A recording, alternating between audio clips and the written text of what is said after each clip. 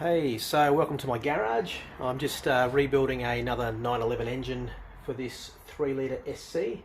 It's an original right-hand drive Australian delivered car, and it's done quite a few kilometres. It's actually been, put it this way, it could have driven to the moon and started its journey back by now. But anyway, the engine was sent to me because it had a couple of broken head studs and was leaking a lot of oil, so it was time to give it the love that it deserved. So this is the motor. It's obviously come along a fair way from where it was, and I'm just going through the final assembly and fitting all the bits and pieces to it. So everything's been, it turned out that this engine looks like it's had a top end rebuild at some point in its life. All the cylinders and the pistons were well within spec. There was still some cross-hatching evident in the Nickel lining, and it's actually got the high compression pistons from Marley and Porsche back in the day. And the reason I use the inverted commas or the air quotes is because, well, the 9.8 to 1 compression that Porsche quote isn't really 9.8 to 1, it's a lot less. But still, it's the highest compression version that they had.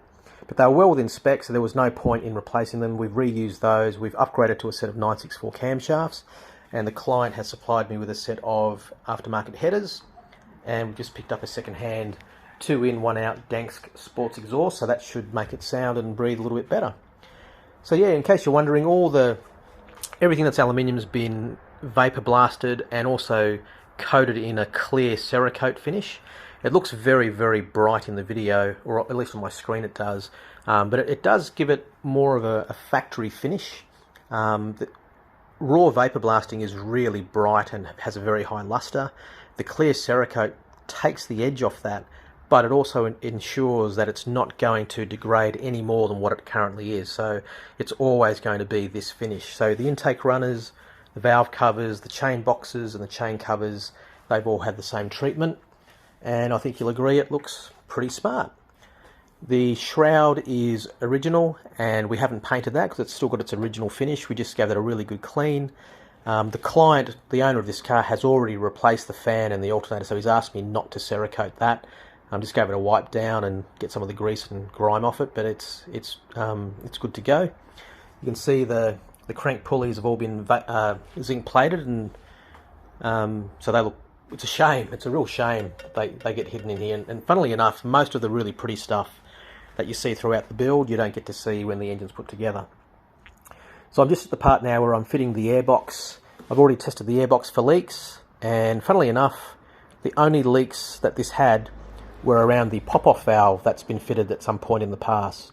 So the leaks weren't. There are a few minor leaks coming from the O-ring in there, but also from around the sealant that they use. So all we could really do is, reseat it, reseal it, and just, I've re-smoke tested it, and there's no more smoke leaking through, so it should be good to go. But yeah, my preference is if everything's running right, don't fit one of these. I don't like them. But anyway, that's just me. Intake runners look good.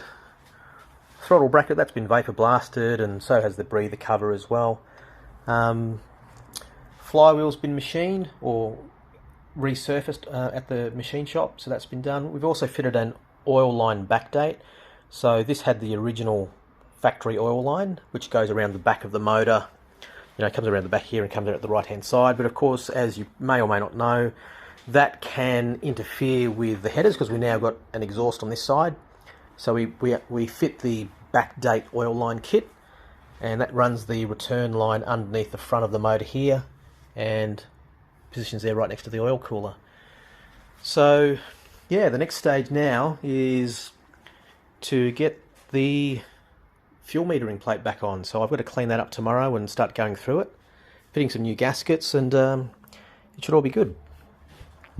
I've also spent today just refitting some new fuel injector, I don't know what you call these things, but the plastic inserts that sit inside the runners. So I fitted those with some new O-rings, lots of rubber grease, so they slip in nicely, and they've just been restaked.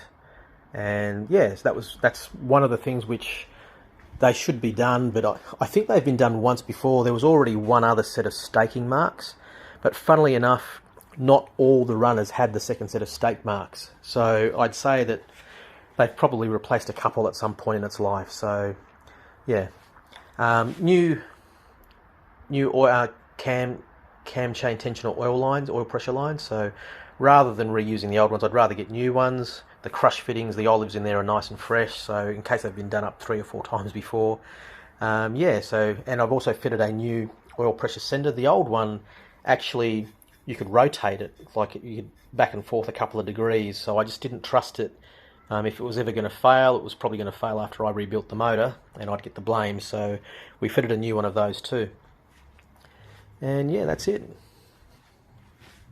Tell me what you think, leave a comment, and as they say, like and subscribe.